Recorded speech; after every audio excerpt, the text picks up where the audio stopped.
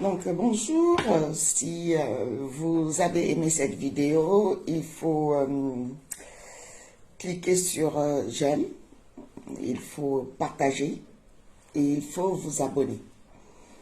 Aujourd'hui, j'ai envie de vous parler des métiers qui embauchent.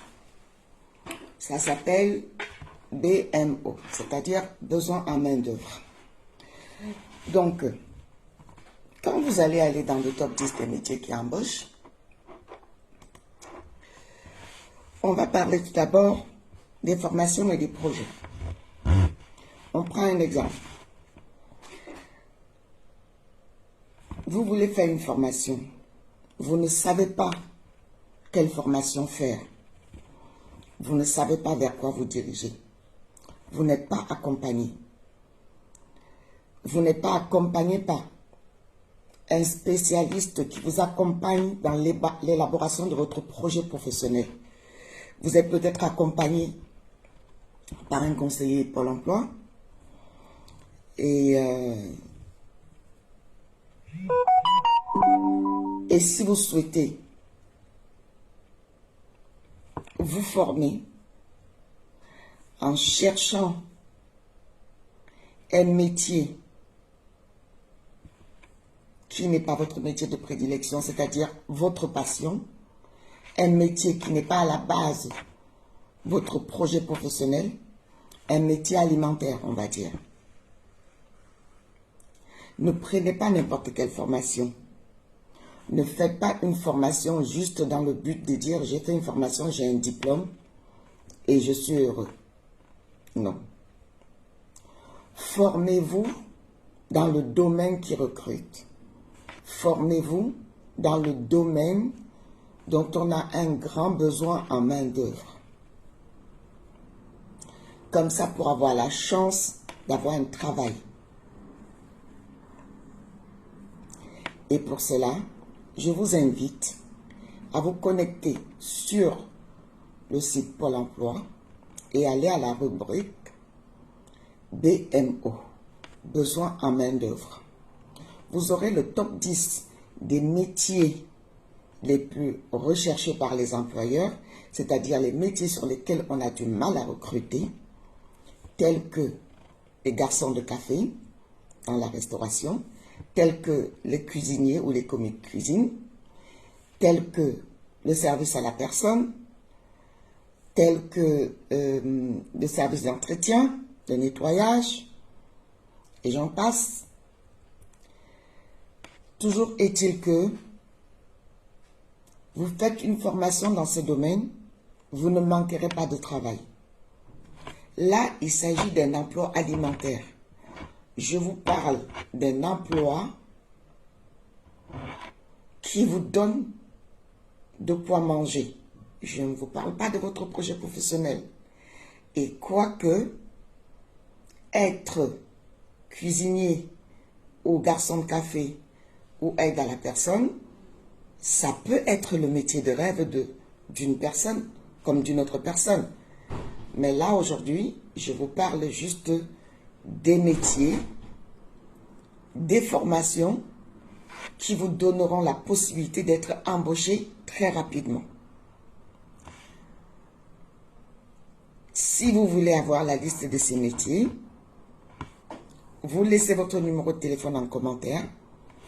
Je vous enverrai le lien pour avoir la liste de ces métiers. Les top 10. En fonction des régions, bien sûr. Parce qu'on peut avoir un besoin de main-d'œuvre en restauration en Île-de-France, alors que dans le Val d'Oise, on n'a pas ce besoin-là. Donc, vous cherchez en fonction de votre département, dans le métier, le département, afin de faire une formation. Maintenant, je vais revenir toujours sur les métiers aéroportuaires. Si aujourd'hui, l'aéroport de Paris recrute, des centaines et des centaines